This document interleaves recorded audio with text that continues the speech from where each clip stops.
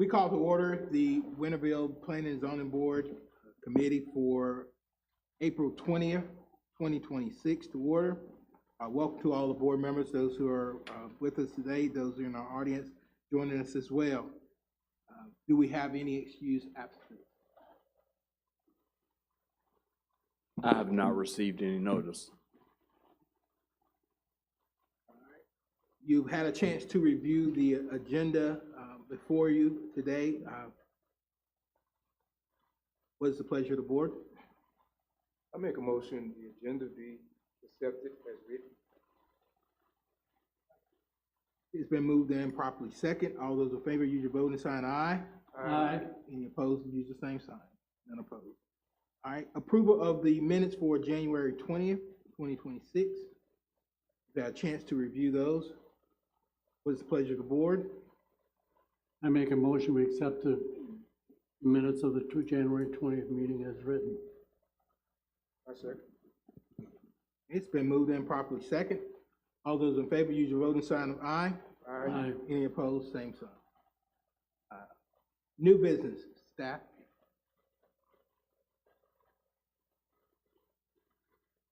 Good afternoon, Planning and Zoning Board. Thank you for attending tonight. We do have two things on the agenda.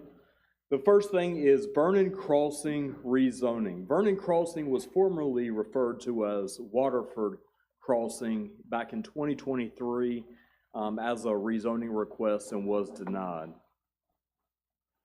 Vernon Crossing is located right here on Railroad Street Extension. This is Railroad Street Extension going north to south here. This is Vernon White Road going east to west here. You also have Worthington Street going towards downtown right here going east to west as well, just to give a little bit of understanding where we're discussing. The applicant is Ward and Smith. Again, this is in the location of Railroad Street Extension between the intersections of Worthington Street and Vernon White Road. It's a 13.48 acre site that's currently zoned agricultural residential. They're proposing a zoning district of R6 conditional district. They are proposing these following 8 conditions: that all lots shall be used exclusively for single-family detached residential homes, that all lots shall contain a minimum of 8,000 square foot, that all homes constructed shall have a minimum of 1,800 square foot of heated space, that at original construction, all homes shall include stone or brick accents on the front elevation. At original construction, all homes shall include vinyl shake or board and batten accents. All homes shall include a 2-car garage. All front yards shall be sodded, and a landscaping berm shall be installed on the property adjacent to Railroad Street. Notification of this rezoning request was placed on this site March 3rd. Tonight's meeting was sent through mail on April 6th to notify the adjacent property owners. This is just an image of an aerial and the rezoning map, just to kind of, again, give you a little bit of understanding where we're discussing the rezoning. And this is a boundary map to show, again, just the exact land we're discussing today during the rezoning.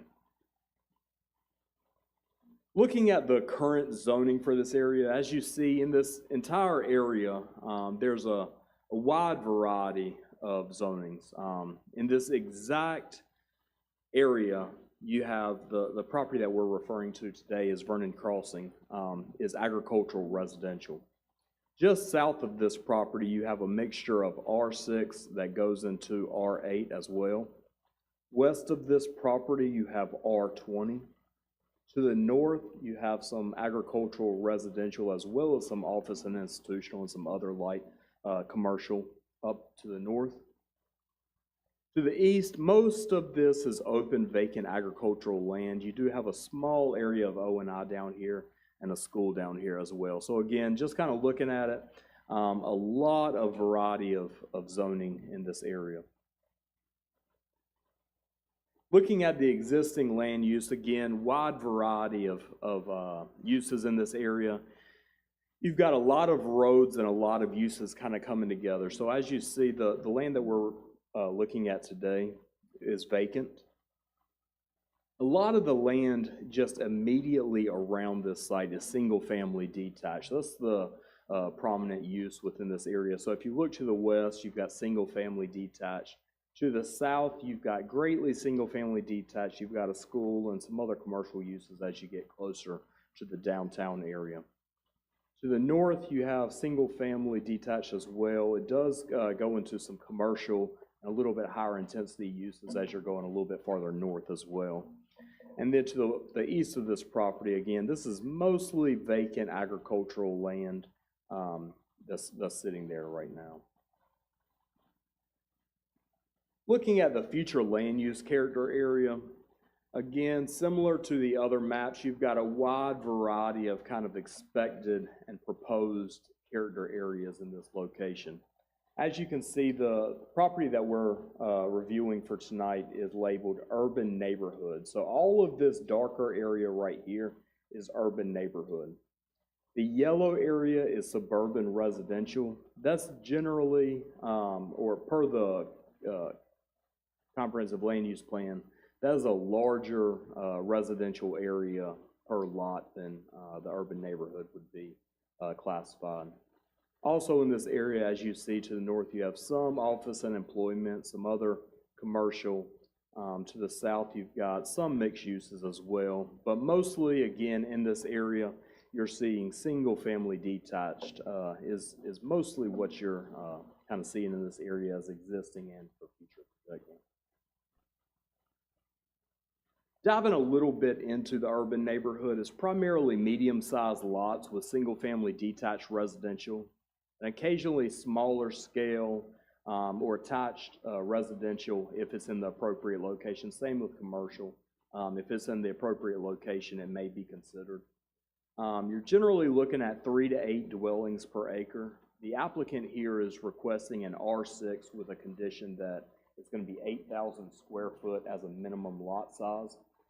If you use 8,000 square foot with a 50-foot lot width, which is the width of the R6 zoning district, their maximum yield would be roughly between 4.2 to 4.6 lots per acre if the site was an ideal shape. So again, diving a little bit deeper into the neighborhood or urban neighborhood, you're looking at somewhat higher density, predominantly single-family detached residential. Single-family detached is a condition that they placed on this application as well as a condition. Some attached housing or commercial is allowed in some appropriate locations. Again, this is just proposing residential. The potential zoning is R12.5, R10, and R8. You're possibly looking at neighborhood business, R6, or multifamily residential. Again, the applicant has requested an R6 with some conditions to help bolster the application in this application. The uses are typically small lots, single-family detached residential. You're looking at 6,000 to 10,000 square foot. Again, duplexes and commercial may be appropriate in some locations, but that is not being proposed in this application. Looking at some of the goals of the Winterville land use plan is to strengthen and diversify the economy. So to help encourage a balanced tax base by utilizing the future land use map when considering land use decisions. Also to help strengthen and activate the downtown, help reinforce the town's identity as a family-friendly community. So again, just making sure that we consider this document and this plan when we're making all rezoning decisions. Same with downtown, connectivity and mobility, live, work, play downtown. This is something that that the town is trying to really activate the downtown by allowing people to live in the downtown area by encouraging walking and dense residential development within the downtown area. Again, as mentioned, this has previously come before this board and town council. In 2023, an application referring to this property as Waterford Crossing was submitted. It was submitted as an R6 conditional district with the following conditions: that all lots shall be single-family residential, that all lots shall be a minimum of 7,000 square foot, that all homes shall be a minimum of 1,500 square foot heated, that the development will consist of vinyl exterior siding on all homes with some elevations consisting of brick or stone accents on the front, that all homes will have garages, all front yards will be sodded. Again, this was heard at the January 17th Planning and Zoning Board meeting and was denied. It was also denied at the March 13th Town Council meeting. Vernon Crossing tonight is requesting an agricultural residential zoning district to an R6 conditional district with the 8 following conditions. As mentioned before, all lots will be single-family detached, minimum lot size of 8,000 square foot, minimum home size of 1,800 square foot heated space. At original construction, all homes shall have stone or brick front elevation. Again, at original construction, all homes shall have vinyl shake or board and batten accents. All homes shall have 2-car garages, a sodded front yard, and a landscaping berm adjacent to Railroad Street. Staff's review and recommendation. The 13.5 acre site is currently vacant agricultural land. The surrounding land uses are primarily residential with some agricultural uses. The proposed single-family detached residential matches the dominant land use within this area of town. The location of this site provides wonderful walkability to downtown Winterville and Beacon Drive commercial area. The R6 zoning request with its added conditions is consistent with the intent and purpose of the comprehensive land use plan and is compatible with the existing developments and trends in the surrounding area. There is an existing R6 and R8 zone properties adjacent within the Winterville downtown, and the proposed density falls within the recommended urban neighborhood character area density suggestions for this area. Therefore, staff does recommend approval of the proposed R6 conditional district. Are there any questions for staff concerning this zoning request? And just to remind the board, we will, with the rezoning process tonight, next we'll have the applicant presentations, followed by public comments. We request that each person limit their comments to 3 minutes per person. Planning and Zoning Board will make a recommendation to Town Council, and that's just a recommendation. The actual final hearing would be at a public hearing made by Town Council at a future decision. Again, before the applicant come before, we're not at that point in the meeting yet. If there are any questions for staff from the committee before we have the applicant's presentation? None? All right, you said the applicant is here? Okay. Yes.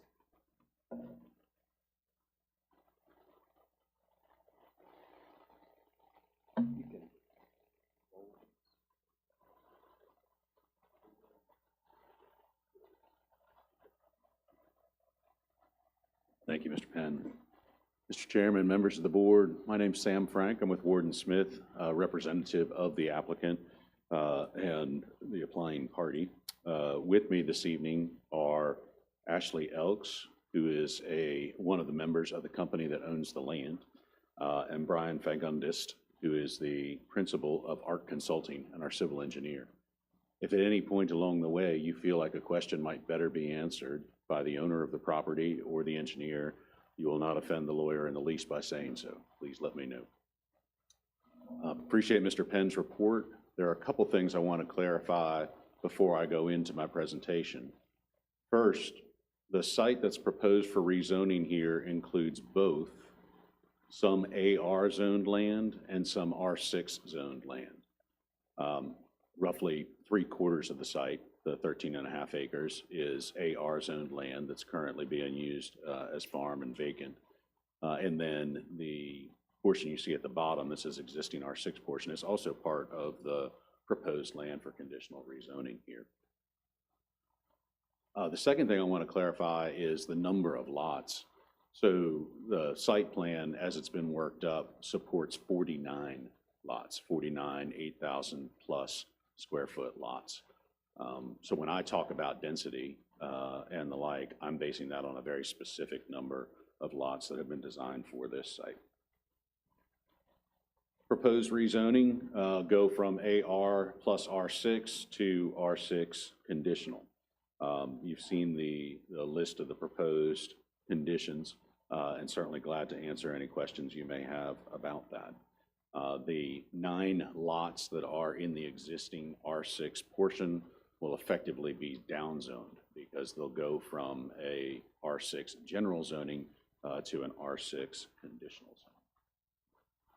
This is the zoning map that shows the location, lay of the land, so to speak, with regard to reference nearby similar zoning districts. Mr. Penn covered this pretty well, but as you can see, you've got a variety of zoning districts, including some commercial uses, some lower density residential, some similar density residential, and the like. Location of the site is fantastic in that it is walkable to downtown Winterville, really an ideal location to provide additional housing, and not at all an ideal location for the current agricultural use. I'll talk about that a little bit more in a minute.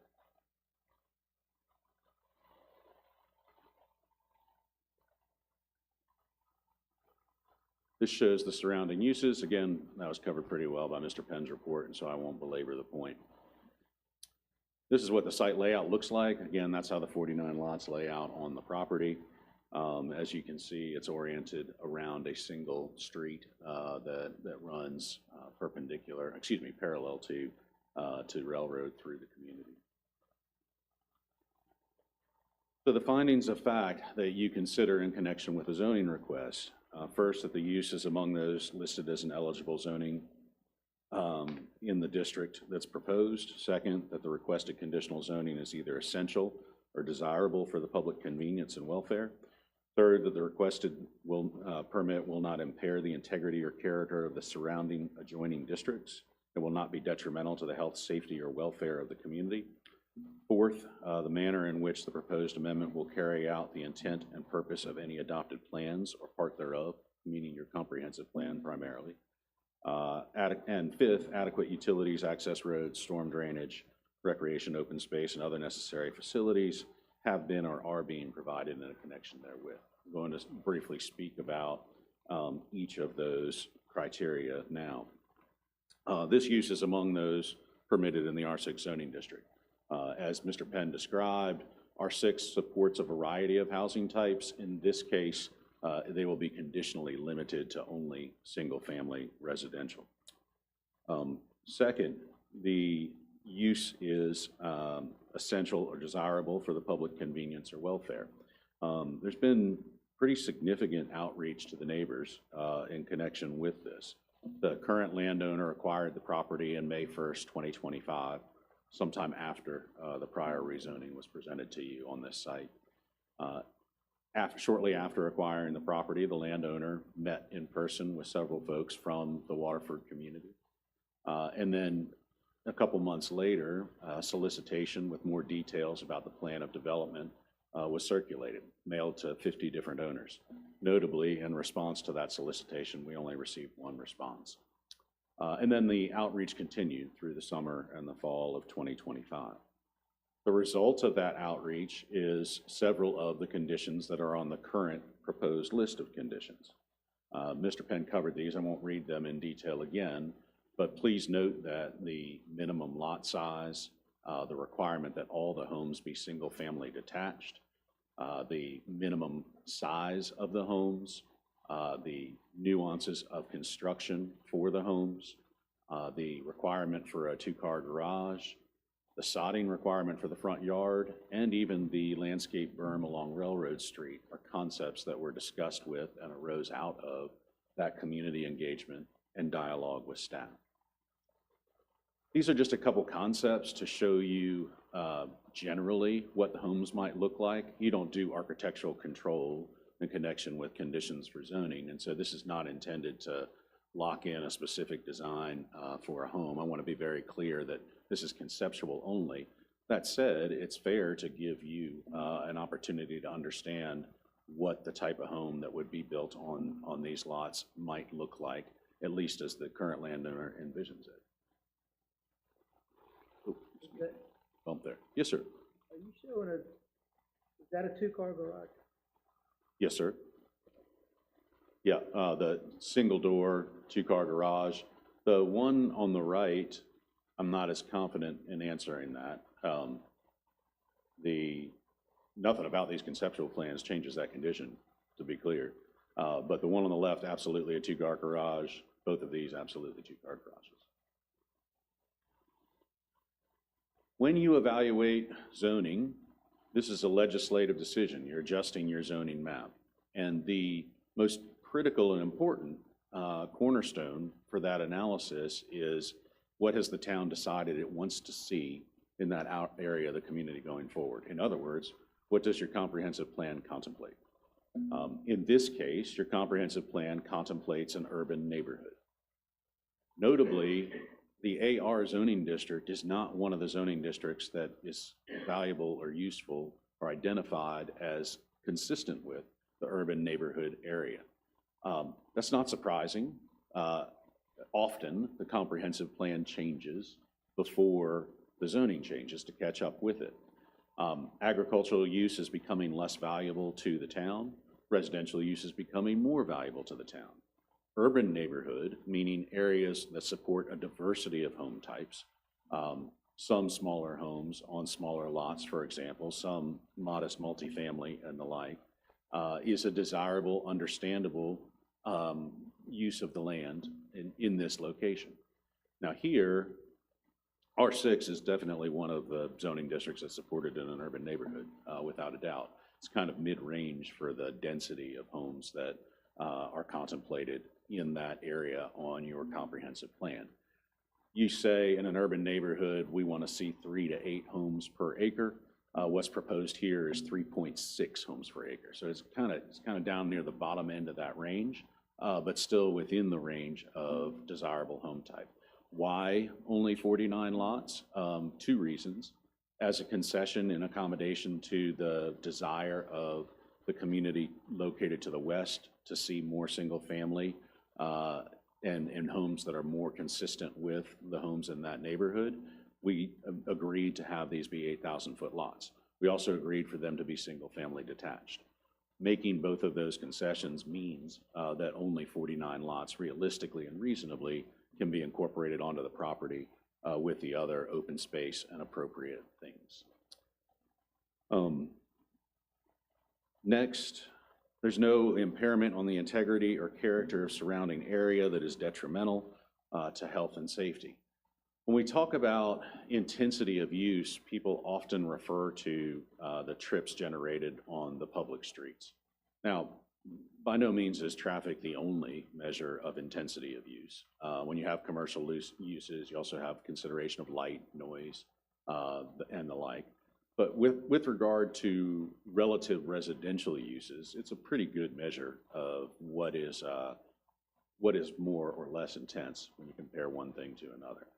What we've done here is asked our engineer to run the trip generation analysis for what we've proposed, which is the line at the top, versus what would be permitted by right today. Note that what's permitted by right today includes a combination of 8 R6 size residential lots, and then also the property that includes the AR zone land. When the traffic engineers do this, they evaluate the most intense use that could be done on the subject site. And so a public recreation facility is a permitted use on the AR. That site would support a facility about 30,000 square feet, and the 8 R6 lots speak for themselves. As you can see, what's being proposed here with regard to intensity of potential trip generation is a reduction. The traffic impact on the land based on the way it's zoned today could be almost twice as substantial, more than twice as substantial on a peak hour trip basis than the zoning that's been proposed. Additionally, this is a walkable area close to elementary schools in downtown, and the proposed conditions ensure high-quality construction standards. There's a minimum of 1,800 square feet, a requirement for certain architectural accents, a requirement for two-car garages, and a requirement that the front yards be sodded. Stormwater will have to comply with all applicable state requirements, which seem to increase every couple of years. Those requirements include a fundamental obligation that there be no point source discharge. In other words, that the stormwater that falls on the site be collected and treated on the site and released in a deliberate and slow manner. Efforts to reduce perceived impact to the neighboring neighborhood, located to the west, Waterford, are significant. So first of all, there's an existing drainage easement on the Waterford side of that property boundary. That's 20 feet. Second, there will be a drainage easement 20 feet wide as well on the western boundary of this site, adjacent to that existing 20-foot boundary. Third, there will be a 20-foot wide vegetated buffer inboard from the easement that I just described. The combination of those things provides a full 60 feet minimum between the structures on the neighboring lots and the structures in this community, together with a vegetated buffer to provide reasonable buffering between the two residential communities. Now, these homes are not all that different. The lots are somewhat smaller. The home size on average will be a little bit smaller. But this kind of buffering, you don't typically see this kind of buffering unless you've got a commercial use adjacent to a residential use. The fact that it's been incorporated here between two relatively similar residential uses is evidence of a meaningful concession offered by the landowner. Through the restrictive covenants for Vernon Crossing, the developer will commit to installing and maintaining, and then the HOA maintaining those certain areas adjacent to the surrounding properties. I have a question. Yes, ma'am. I think I heard earlier that the buffer was supposed to be on Railroad Street. Yes, ma'am. Is that in reference, that's the same as what I'm seeing, or because there is no existing street? I was just getting to that slide. Yes, ma'am. So there is also a berm buffer, 20 feet. That means distance and site work to build the berm as a condition that's required along Railroad Street. And that's what's shown in dark green here across the bottom of the site. So in addition to the buffering incorporated on the west side of the site, you also have an explicit buffer requirement on the east side of the site. Property is anticipated to be served by public utilities. They are adequate and available. All development will comply with the town of Winterville standards and applicable Pitt County regulations. Access to the site is from Worthington Street and or Railroad Street extension. Good ingress and egress, particularly for a limited number of lots incorporated here. So, there you go. There's all those things together. Sorry about that. Yeah, the location of the pond for the stormwater also kind of serves as a de facto buffer of sorts, because there won't, of course, be any homes within the area where the stormwater facilities live. So, consistent with your comprehensive plan, consistent with the recommendation from staff, and consistent with the general ideal that incorporation of a diversity of housing types that are located within walking distance of the downtown area, and consistent with the vision for this community, we respectfully request that you recommend approval of this rezoning. I'm glad to answer any questions you might have, and Mr. Chairman, I also respectfully request the opportunity to speak with you again after the public comments. All right. Questions for the applicant? Mr. Hostler. You lost me on the traffic Yeah. slide. Could you go back to that a minute? And I think I just misunderstood what you were saying on that. It sounded like you say I think I heard less traffic or something. That's right. So when we compare traffic impact, you don't compare it to the use of the land as it sits today. You compare it to what would be the most intense use permitted by the zoning today, right? So you're not making a decision about what someone's allowed to build on their property. You're making a decision about how to zone the land. So we look at what's the most intense use under the current zoning that would be permitted by right, compared to what's the most intense use that would be permitted under the proposed zoning. Under the current zoning, now it's agricultural today, there's almost no traffic impact at all, but the landowner could build those 8 houses on the R6 lots, could build duplexes on those R6 lots, could build a recreational facility of 30,000 square feet on the AR portion of the property, all by right. And if that were done, then the traffic would be 923 trips per day with 122 trips at the peak hour, compared to what we're proposing for the zoning where you've got 523 trips per day or 51 per peak hour. Did that answer your question, Yes, sir? it did, thank you. All right, thank you.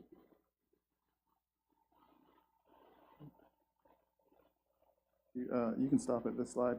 The extension of the easement on the west side, that is something that's required? Well, The drainage easement along the west side between the existing properties? that is something that we've accepted the obligation to do. Yes, sir. And then the vegetation that you're planning to plant there, is that something that you have to do? Or is that something you're electing to do? Yeah, Mr. Penn? I think it's a combination, but let your. Which one are you talking about? The berm adjacent to Railroad Not the Street? berm, the one between the existing neighborhood on Fox Lane.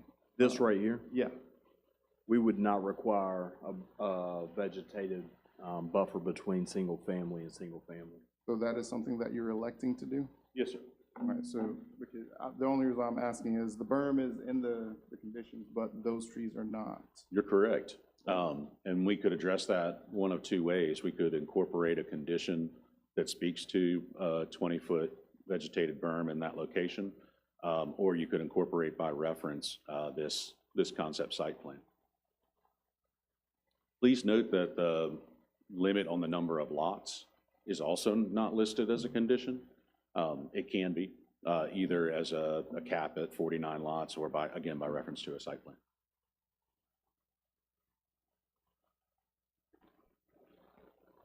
You mentioned open space, and so is there open space in this plan?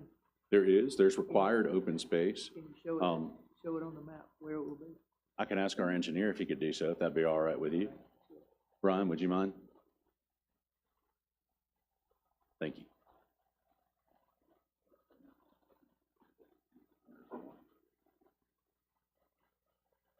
So you've got a small piece of open space down here, which is likely to serve mailbox units, et cetera. And then this area up here where the storm pond is, the pond is there graphically to represent that you're gonna have a physical storm pond there, some kind of stormwater control measure. But the intent is to try to also amenitize some of that as open space as well. Yeah, and then this area here, and then coming down through here, and then by virtue of having that buffer and that easement back in the back, that also will be open space, if you will. While you're there, sir, you're looking, I see you have the road connecting to that Worthington Street. Is that gonna be the entrance and exit, or this little small cutout going back towards Railroad Street? So both Extension. Both of these will be ingress and egress at both of those connections.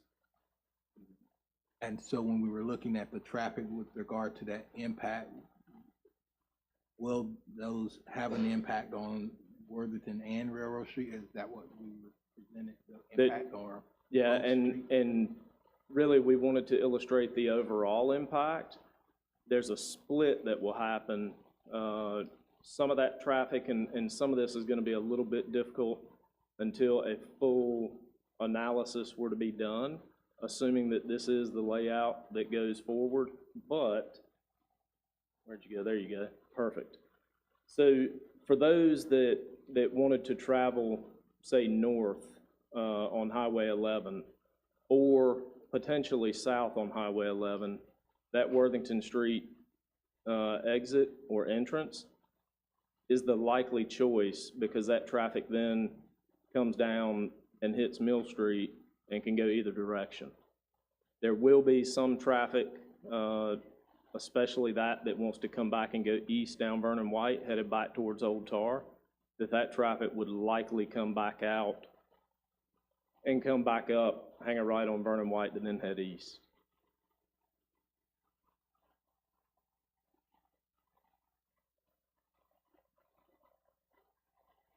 There's one on Railroad Street and one on Worthington Street.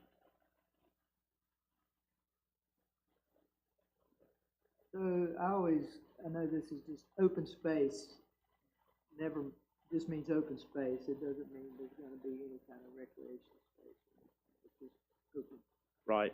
So it's like for a ditch or the pond or the mailboxes, but nothing for any kind of recreation. No, it's not planned to be active Yeah, recreation. I Yeah. always get confused with that, Yeah. with open space, it sounds like such a nice thing, but it's really not a And- nice thing. And so it's interesting with open space, whether it's passive, with the ability to get on it and walk, et cetera, or whether it's active, and let's say the rage right now would obviously be pickleball, right? No. I know, and I hated to say that because I know. Seems to be very popular. But let's say we could fit a tennis court in there.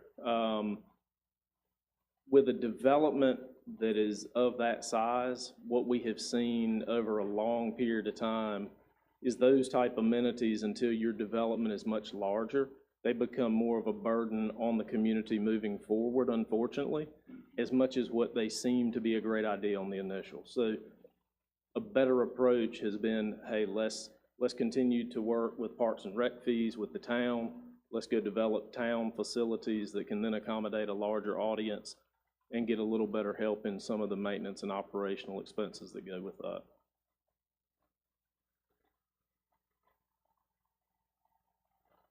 Any additional questions for the applicant? Anything on affordability? Sure. So when you talk about a for sale product, you don't think in terms of affordability based on a restriction on the marketability of the homes.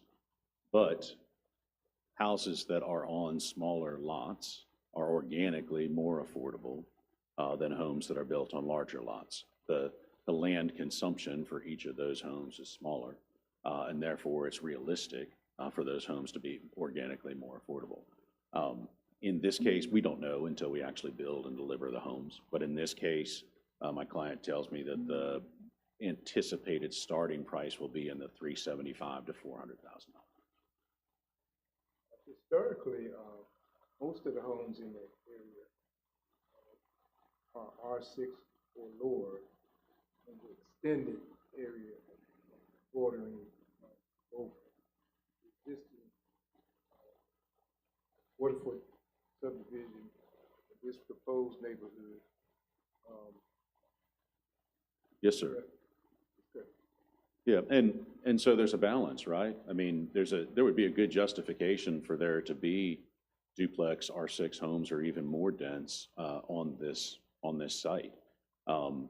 The fact that there is a larger lot R20 single-family home community immediately to the west, and the desire to have some general transition trending in density of use, and frankly, our desire to respond to the comments from the neighbors have led us to propose what we proposed here, which is R6, but with 8,000 square foot lots, so a lot like R8.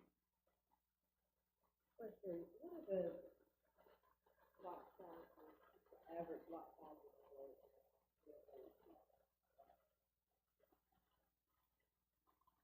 I thought I heard some, feedback from the audience. I think this is referring to the lot sizes. There's a home on Wolf Trap that's listed today for $479,000. No, sorry, the lot sizing. Oh, I don't know. This, Yeah. You're saying a minimum of 8,000? That's right. Yeah, I'm just curious, what the immediate adjacent properties are, what are those average lot sizes? yeah, I don't know.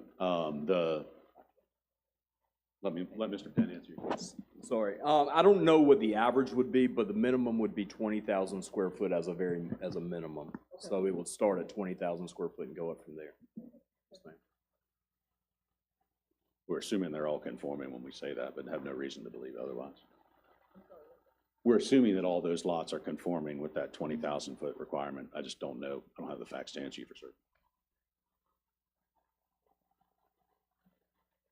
Any additional questions for the applicant? Ma'am, I'm sorry. If I can clarify, I made reference to the size of the homes. I was saying lot. Yeah, 100%. When I made a reference earlier in my presentation, I was talking about the relative size of the homes, not the relative size of the land. Yeah.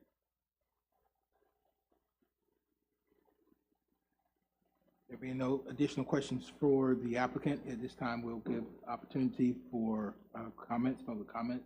Thank you, sir. And would you just remind those who have comments to limit their comments to 3 minutes?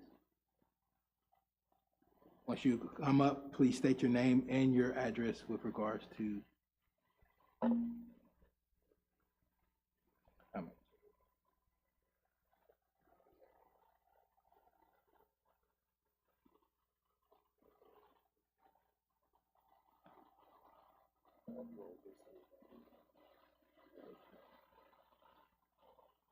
Good evening, board members, and thank you for allowing me to speak tonight. My name is Michael Moore.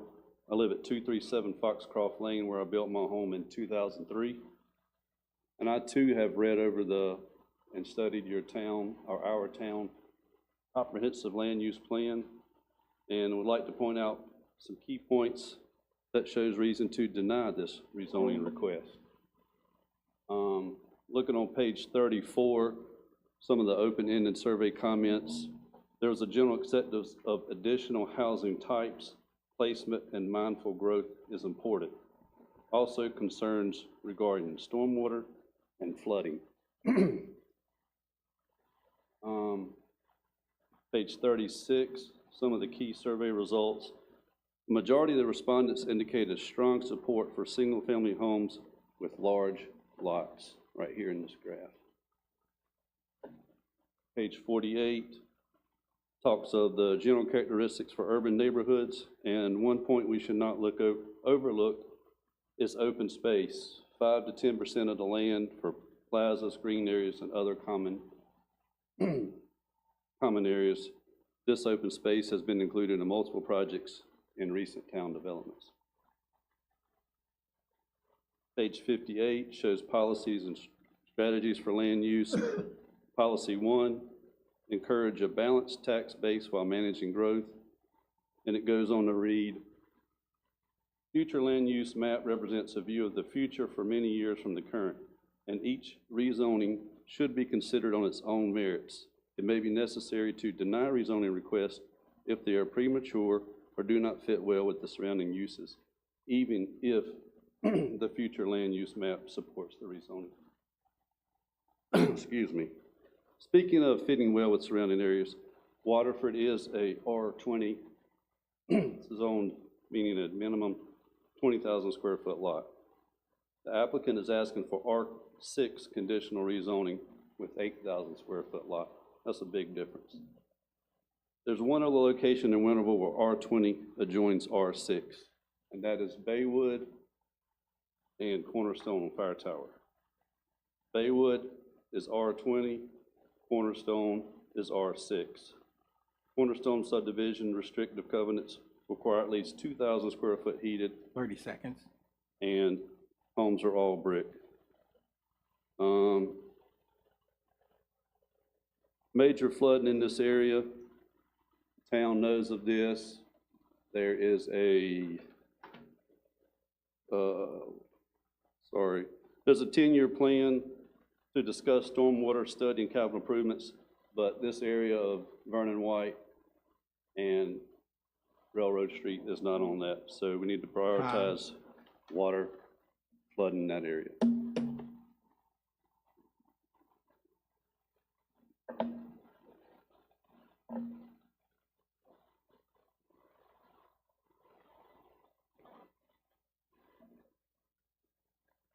Good evening.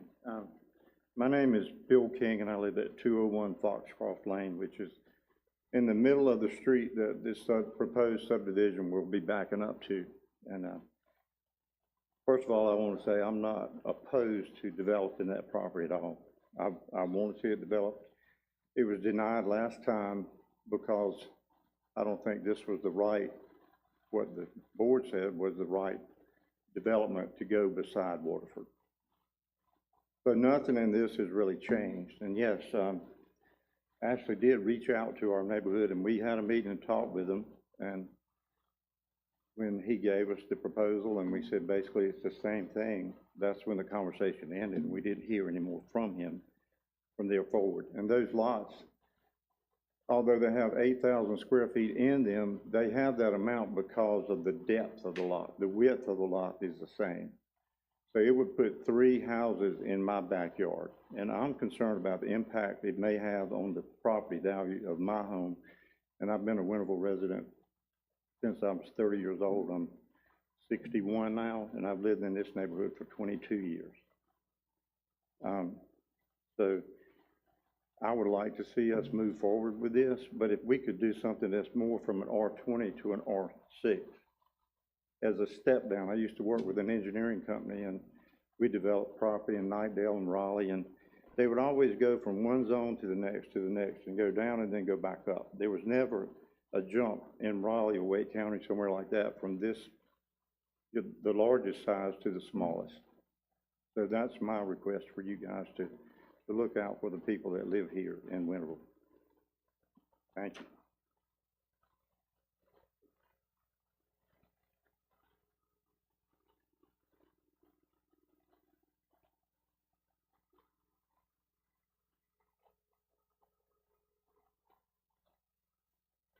Good evening, I'm Bill Chapman.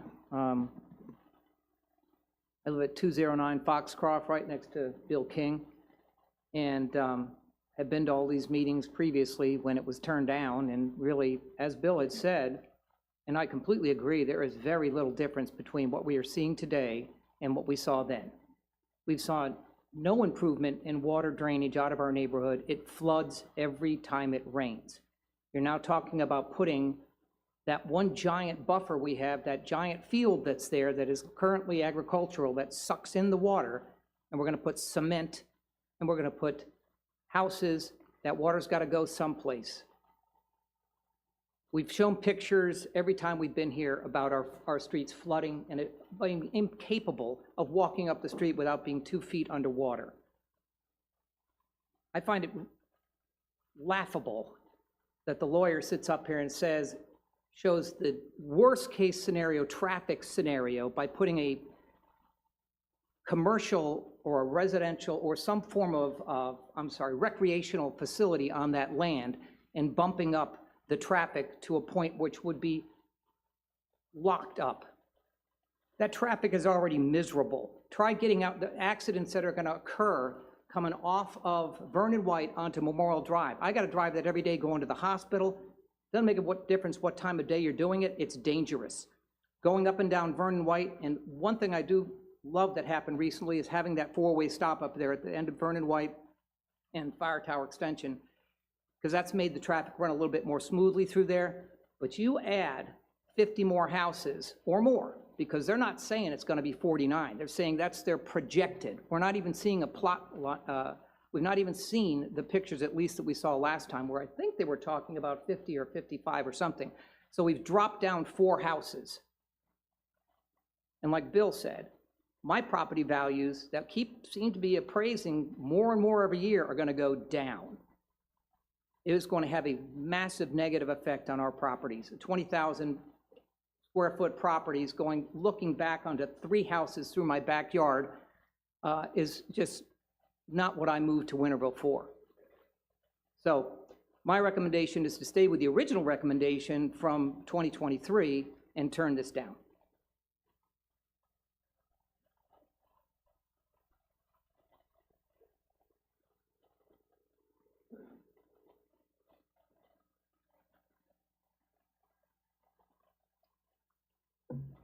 Good evening, members of Planning and Zoning. My name is Jeff Foster. My address is 175 Foxcroft Lane. I've been there 11 years, 12 years.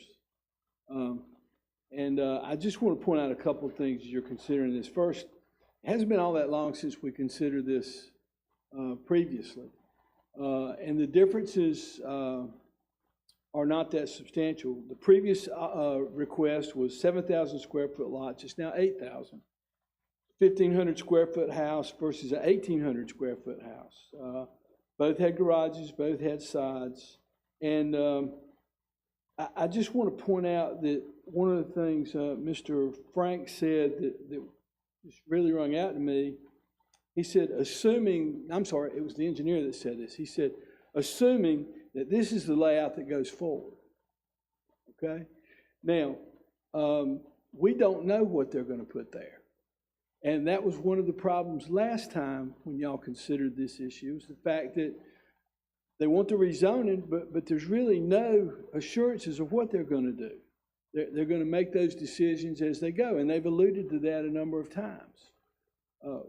None of us in this neighborhood want to stop people from developing it. I think it's a great piece of property. It would be a great piece of property to develop in a manner like Cornerstone, that had houses that were complementary to the houses in our neighborhood. And I'm going to defer a little bit from Mr. Frank when he said there's not much difference in these houses. We've got half-acre lots and 32, 3, 4, 3,500 square foot houses. It is going to make a difference. When I have the backyard of 3 houses in the span of my backyard, that's a difference. And it's going to impact our property. Now, we made this offer last time to the developer when he was here. We said, we're happy to sit down and talk with you. We're not opposed to you developing the property, but we don't want it developed in a way that we're going to pay the price for it. We want our neighborhood to retain its value, and we want a nice neighborhood behind it that other families can enjoy like we've enjoyed our home. And I think that should be the foremost concern. Sure, we want these uses to be compatible, but this is a big jump. This is a big jump from where Waterford is to where this subdivision is going to be. And I would ask you that, that in considering this, that you deny this request for the same reason it was denied last time. And I appreciate very much the opportunity to speak to you.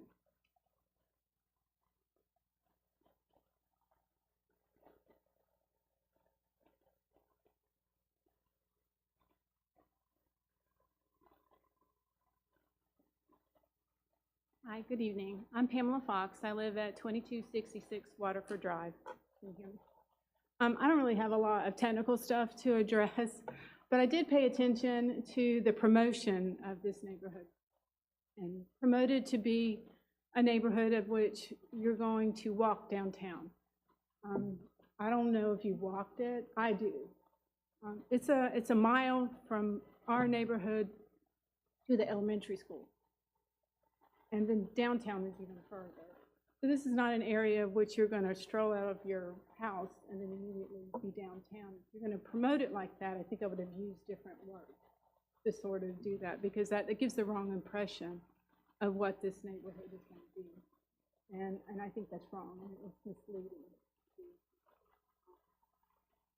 And that's one of the things that sort of struck me about this. It just seems like a misleading proposal that you're doing. And it upsets me. Thank you.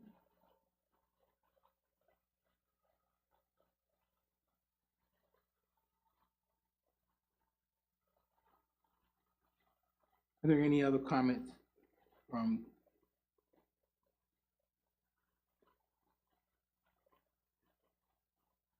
Good evening, everyone. My name is Johnny Fleming. I live at 185 Foxcroft Lane. And like some of the other ones said, I don't oppose the development of that land. I just oppose what is trying to be put behind my home now. As Bill said, I can sit in my backyard and look into the backyard of 3 homes. And so that's going to increase the noise in my backyard. And then I don't want to be looking in the backyard of other folks' homes and they've got cars on blocks or whatever, okay? And then also it was told to us that this property is walkable to downtown. It's not. There's not a sidewalk anywhere down that area until you get to W.H. Robinson. And that's a small portion of sidewalk there. So it's not walkable to downtown. I don't know any parent who will let their kid walk from that property to school or downtown. I mean, it's not walkable. So, and then plus with the flooding in our area, I think you need to consider that. Where is all this water gonna go? So are the engineers taking that into consideration? The water that's gonna run off that property. It's gonna overflow into my property, my backyard. So I'm already having problems with water now. So I think you need to reconsider the proposal and then get someone who's gonna develop it and develop it in the right way, okay? Thank you.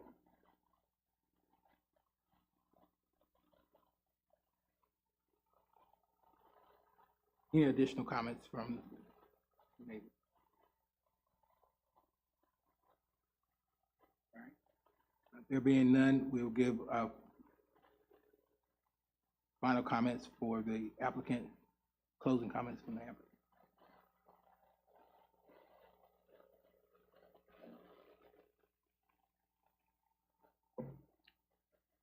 So I'm going to respond to some of the concepts that were raised, and of course, eager to answer any other questions that you may have based on the comments that you heard, if you think that there's something that we can further clarify.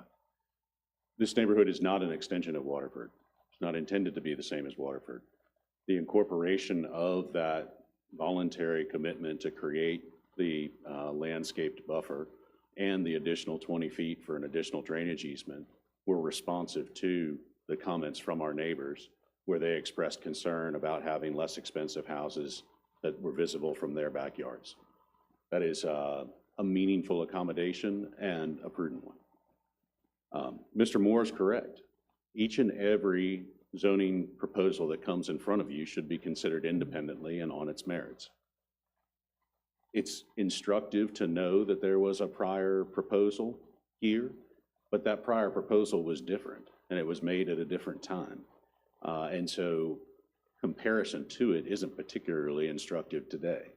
What's valuable today is, how does this compare to your future land use plan?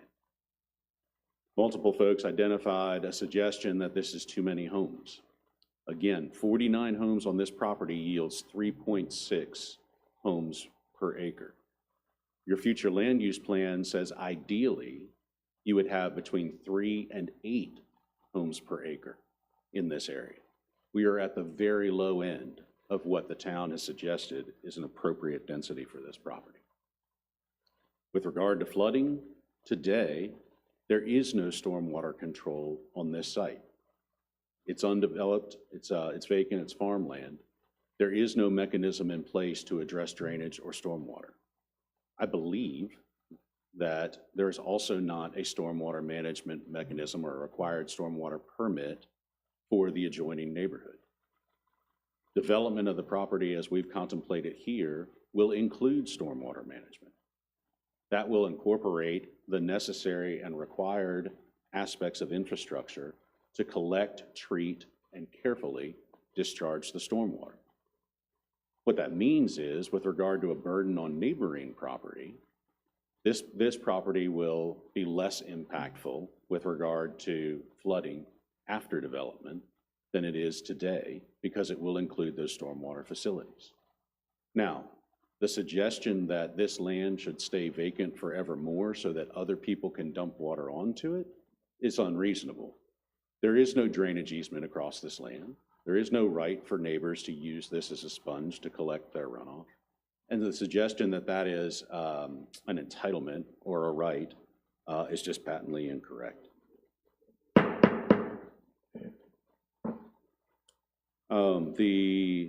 As I mentioned in my primary presentation, there's not a current condition that's been proposed that says the number of lots will be limited to 49, but the applicant's fully prepared and willing to agree to such a condition.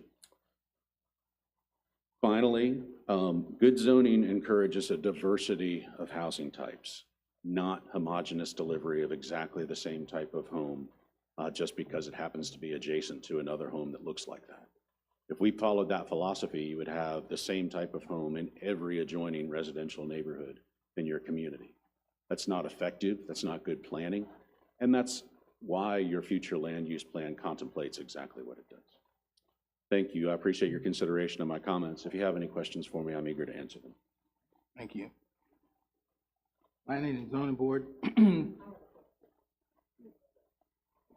To applicant or staff. Okay. Okay. My question would be. Staff. Okay. My question would be in regards to, I think, the residents. I think I heard the comment that stormwater management is not on an upcoming something agenda. And if this new subdivision would incorporate stormwater management, is there a win-win that perhaps this town could consider for Waterford? It's already, obviously, has problems with this new stormwater management. Stormwater management will be required here by state law. No question. It has to be incorporated. Is that a win-win? Absolutely. Today, the water runs off of this site however Mother Nature lets it. There is no drainage facility. There is no stormwater management system. After development of the property, the water will be collected and treated and released in a slow and deliberate and clean manner. That is not only appropriate for any new development, but also a beneficial piece of infrastructure for the total community. Anything you would choose to add to that, Mr. Penn? Yeah, I would agree. This, with this neighborhood, they'd have to account for their own stormwater. Now, whether it would improve Waterford's, that's to be seen. I guess what it sounds like possibly, and I may have just heard, are any of the problems with this proposed subdivision directly related to problems? They may share some of the same problems. It sounds like if there's a combined ditch in the back that has some flooding issues, but when they develop this subdivision, they would just be accounting for their own land itself. So, yes, theoretically, I guess there could be some improvements that could assist Waterford, and obviously we would hope something like that would happen, but that would not be the review of the town in reviewing the site itself. We would be making sure that their site meets all state requirements, if that makes sense. Does that answer your question? It does answer. Okay, good.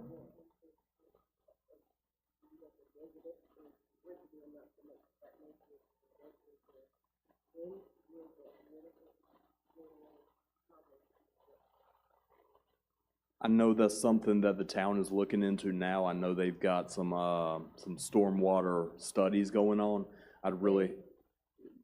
They as in the town, yeah. I was gonna say, I'd really have to pass you along to probably the assistant town manager in Public Works, because their departments are focused on that. Yes, ma'am. To give you much more detailed information, they would be the correct avenue for that. And this comes up, stormwater comes up quite a bit, I would say. Oh, yeah, absolutely. So I think it's beneficial for us as we get to have that information, so it's not available. It's something that we, thank you. Sure, absolutely. Do you know if regulations were in place at the time that they were not? Yes, ma'am. So that's significant to this equation, that the Waterford community was not required to incorporate stormwater controls and infrastructure at the time that it was developed. These two parallel drainage easements, the one that already exists along the eastern boundary of Waterford and the one that's being incorporated along the western boundary of this property, will create a full 40 feet of land intended for use to transport water. Again, we are not and will not make a commitment to try to treat the stormwater from Waterford. That wouldn't be reasonable or fair. But we must treat the water from our side, and by lining the buffers up as we have, That's going to do a very good job of isolating the water from one and the other from one another. So just as a reminder to the Planning and Zoning Board Committee, we are considering only a recommendation to Town Council regarding the request for rezoning. We do not have a plat or any renderings in front of us for consideration at this time. So you've received the recommendation from staff. We have our statement of consistency and reasonableness when considering the decision with regard to our recommendation regarding the rezoning to Town Council. You have the copies of the statements of consistency and reasonableness before you. I ask that you review that document, and then having reviewed that document, ask for the pleasure of the board regarding the rezoning request for Vernon Crossing.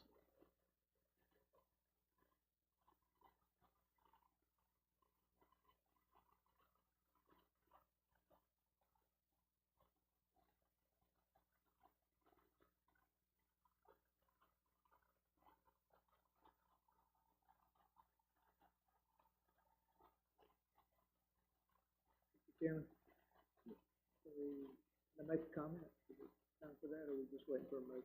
Well, we're considering the consistency and reasonableness. Is the comment related any more to any of the presentation? Absolutely. I just want to say that, I believe it was, forget which speaker brought up Baywood and Cornerstone. Who brought that up, but I know that neighborhood well. I will say when Cornerstone was added, yes, the houses are big. They're 3,000 square foot houses. However, they're on tiny lots, and our neighbors, I live in Baywood, and our neighbors were concerned, and we still are. There's 3 houses behind one house in Baywood. And we have to grow our own, anyway, there's sort of a berm, sort of a ditch, but nevertheless, even though the houses are 3,000 square foot, there are still 3 houses behind 1 acre lot. And So point of order, Mr. Henry, if we are considering the consistency and reasonableness with regard to this, we can entertain your comments when we get to the comments for the board for the agenda. Because we're not considering, again, we do not have a plat before us, which does not incorporate designs or other things. We're only considering the request for rezoning. Having the opportunity to review the consistency and reasonableness of this rezoning request,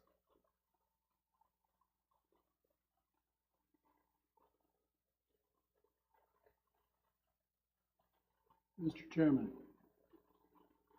yes, sir. I may not be popular, but I find that it is consistent and it is reasonable according to the Winterville Comprehensive Land Use Plan. I also agree with that statement. Right. Considering the consistency and reasonableness of the rezoning request, what is the pleasure of the board regarding the rezoning request for Vernon Crossing? I make a motion that the rezoning request for Vernon Crossing be approved. Is there a second? I second that. Okay.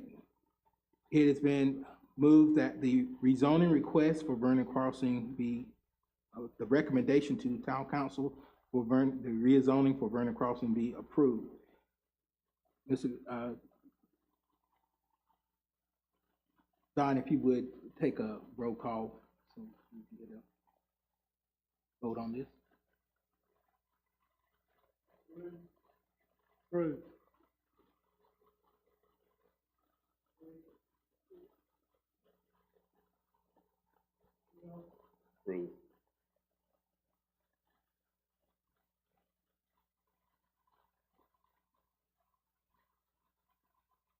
Approve.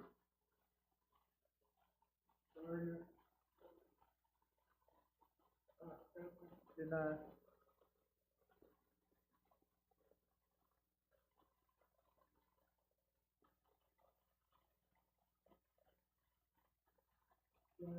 Approve.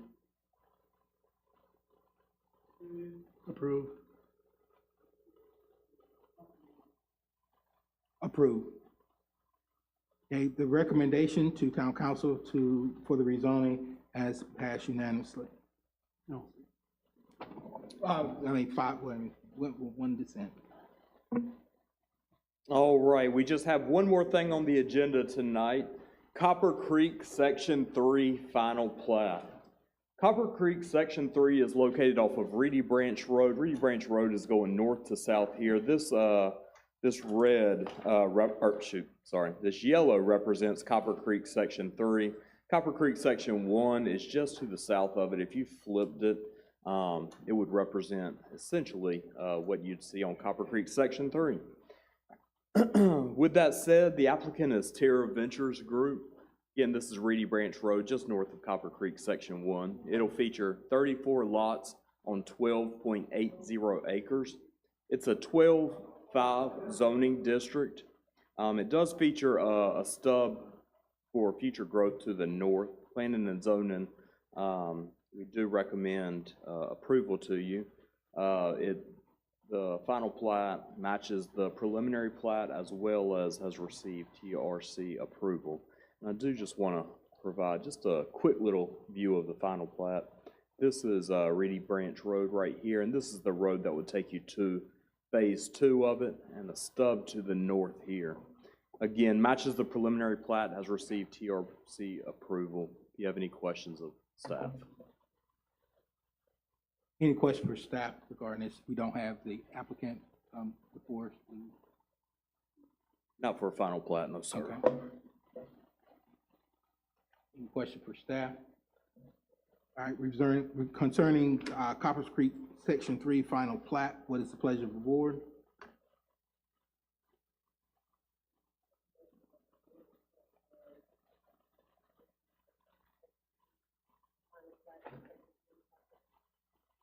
Second. Okay, it's been, My apologies. I recommend that the board accept the final plat for Section 3 of Copper Creek. and it was second by Mr.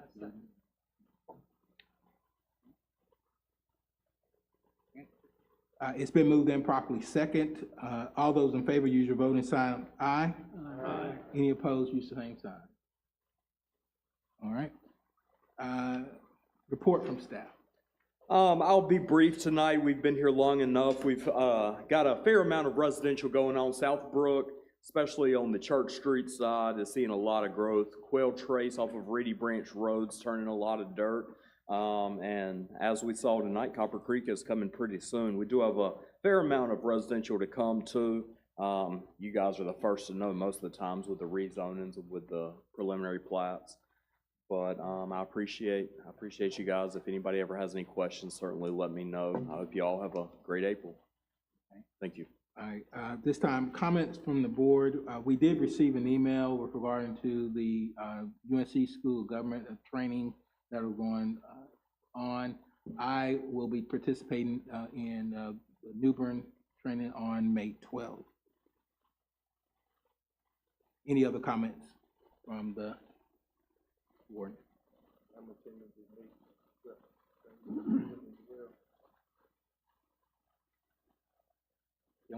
I have a quick comment. We received a letter. Somebody sent us out a letter of a comment. And I just wanted to dispute one thing. He says that basically we may not care. This board here is all volunteer people, non-compensated. We have to meet once a month. We attend classes. We are all residents of this jurisdiction. I find it offensive, but not in the best interest to say that we do not care, because we do care, and I think the staff cares and does a good job also, and I want to support you. And what was this reference in? It was a letter that was sent to staff with regard to the development of Winterville.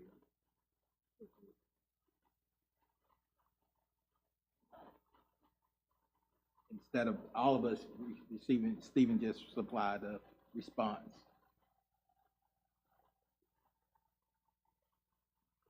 Any other comments, Mr. Henry? Question, I may, not quite sure, maybe I don't understand what our order, the way we proceeded. When I thought we had to get some discussion, am I wrong? 'Cause I felt like I was shut off in my comments.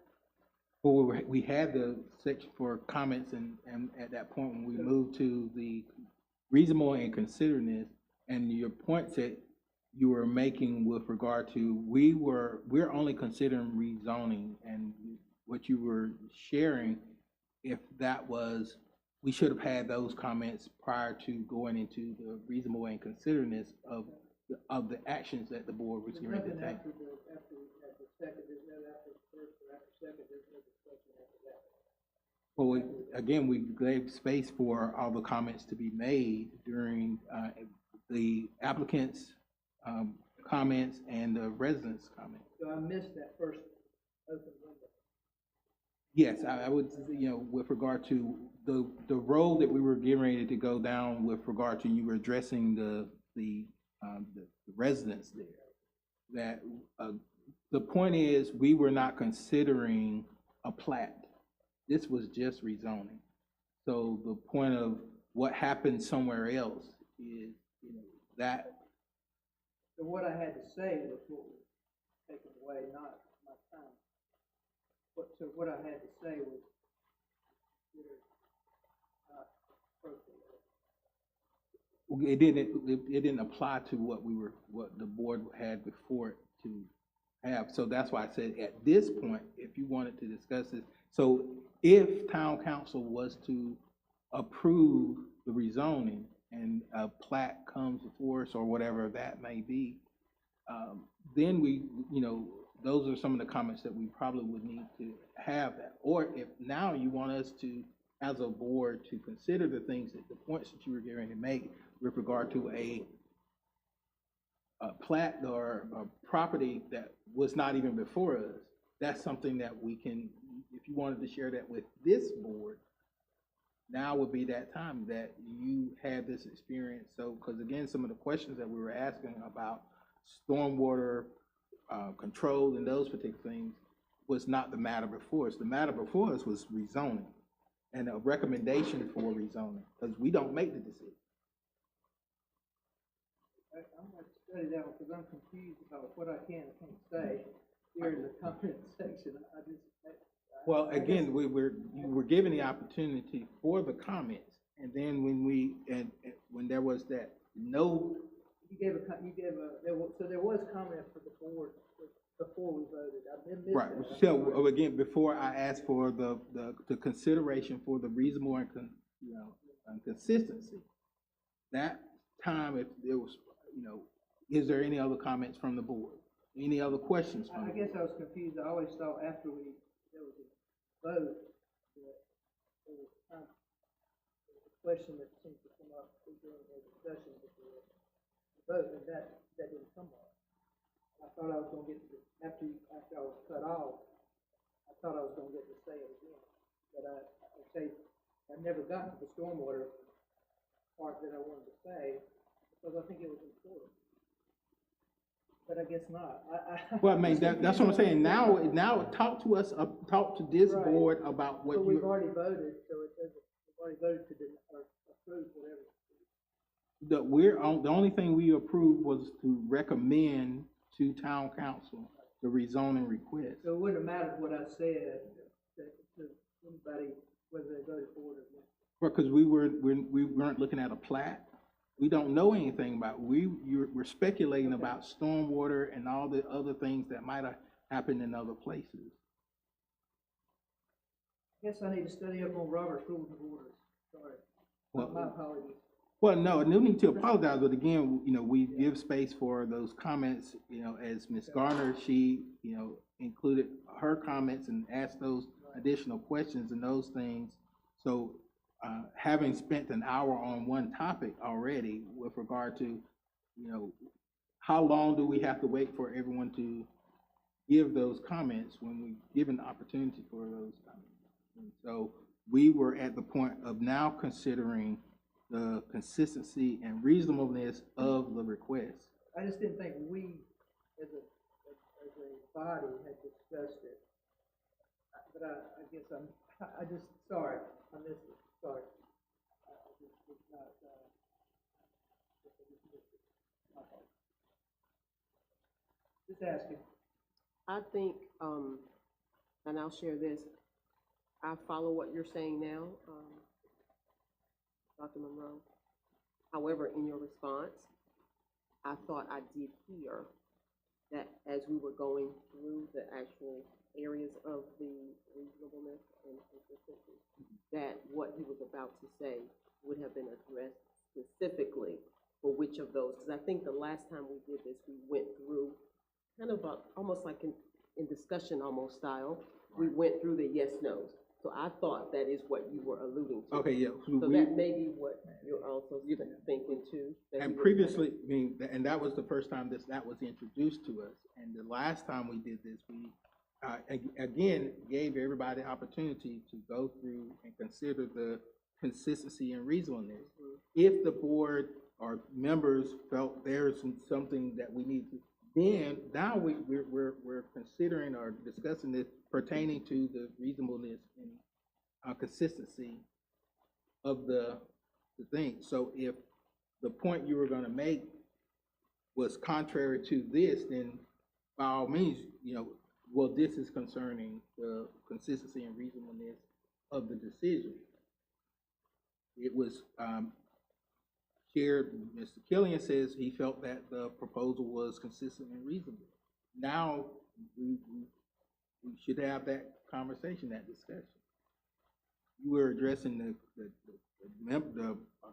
neighbors with regard to what happened when Cornerstone and some other place was being developed. So that was not the appropriate time. So if you were going to talk to them about that, if you're going to talk to us about the reasonableness and consistency of this decision, then it should have been framed in with regard to this.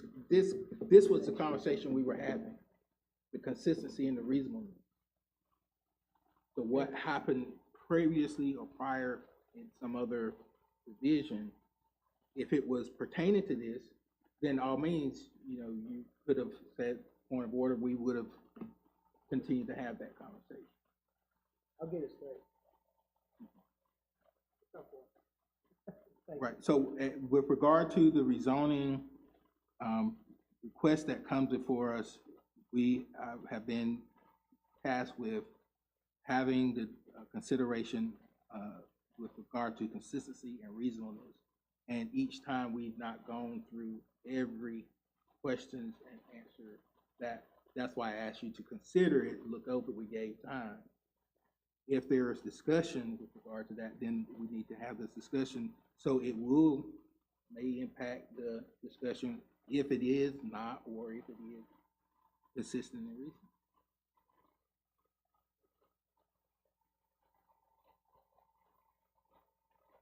I wanted to, I think I did mention this on Saturday during the town hall, and I think it's something that we could hopefully consider, especially with meetings that go longer than intended to or are actually necessary. But I did, and this may be similar to what he's mentioning, I did keep kind of a account of how much each group spoke. And we had a group of, it was 15 minutes if we were to do 6 residents for 3 minutes, each is 18 minutes, you can round that off to 20. And then we had about 32 to 33 minutes for the developer or the presentation given to us, include from the front, beginning, and then also the closing. So maybe there's a conversation to be had about if we have, and I did mention this on Saturday, if there's time limits placed on guests, residents who are having 3 minutes, and maybe we need to consider that as well whenever we know there's gonna be an extended amount of time for meetings such as this. That's something we can consider so that we don't feel the need to have to rush ourselves if we do have to go back and ask those questions, because half of the meeting has already been consumed just to go over the presentation, when halfway through we could kind of already determine where, I mean, I knew at 15 minutes in what I was going to decide. But we still have to move through that process, so that's maybe something we can consider moving forward. Mr. Penn, is that something you can look into for us with regard to the norms of applicants' presentations, and if we can set those types of limits that? Yeah, I can absolutely look into that. Absolutely. Any other comments for the board for the good of? I had one comment. When this came before us last year, I was the only one voted yes. I just wanted to state that for the town of Winterville, we have housing available to more affordable housing. I think that's a good project. I think that that neighborhood was actually placed in an R6 historical neighborhood. Most of the homes there had already been R6. And that's a neighborhood is a misnomer, really, because, you know, as one gentleman said, you wouldn't place R20, you wouldn't place R6 in an R20 neighborhood, but what about placing the R20 neighborhood into an R6 neighborhood? You know, I'm like, you know, what's the opposite to that? Oh, so that's I just want to share. Well, if we're making comments now, I'll go ahead and make another. Yes, sir. Since Go Mr. ahead. Jones made one, I'll go ahead and continue. So. That's where we are on the agenda, comments from the board. Okay, I continuing what I said, because I do live in Baywood neighborhood. Prior to Cornerstone being built there, whenever 10, 15, we did not have the stormwater problem that we have now. And I don't know what, I can just speak from my experience. We have a problem with drainage, and we have a neighbor that has complained to the town continuously. But ever since Cornerstone's been put in there, that is what happened. They don't, it's not considered when like what they're doing tonight. It's not, you don't consider the other neighborhood about this. It doesn't seem like, because that's what happened to Baywood. And when Cornerstone came, not just the 3 houses behind. I mean, it's not that big a deal, but it is a deal. But the stormwater, I don't know where it comes from. Why all of a sudden after Cornerstone came, we got all this water coming down. Where does that? I'm just making that comment. And why I voted to deny it, because I know how Waterford feels. I don't know what's going to happen. We don't know, because you're not the new neighborhood is not going to take care of Waterford. They're not going to do it. But you never know. I mean, water does its own thing. I can tell you that. And anyway, I just want to make that comment. And I thought it was pertinent, but it's not pertinent at this point. But since you made your comment, I made mine. Well, with regard to, some of the things that was presented to us, we also have to keep in mind that, you're looking at developments that were built under different requirements. The new land use, and I was part of the board when we actually reviewed our future land use plan. And so all those things based on, so we have, and I've heard even Councilman Robinson herself say, I remember when I knew everybody in Winterville. And now Winterville has now to the point where if you know every family, you are very good. So we have to remember that we have historic Winterville and the New Winterville and all these places that are being developed in our town that were developed under different rules and under different restraints. And as the applicant did share with us, that they're building theirs under the standards that requires the stormwater management versus a development that was built at least 30 years ago, according to one of the, that did not have those requirements. What was the homeowners association gonna be? There will be a homeowners association. According to what, was presented to us, that once the developer has finished development, it will be turned over to maintain.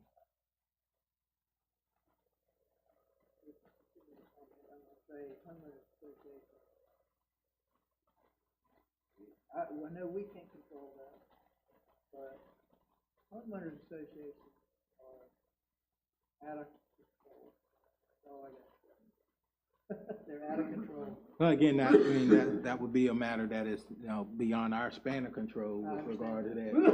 But duly noted and heard, sir. Yeah. All right. Any other comments? All right. Quick one. Stevens report, there are 493 new homes that'll be available very soon in our town. 493. All right. There be any other comments? Not, I entertain a motion to adjourn. Make a motion to adjourn. A second. Okay, we have a motion. That was second. You got it down? Okay. All right. It's been moved and properly second. All those in favor, use your voting sign aye. Aye. Any opposed? This meeting stands adjourned.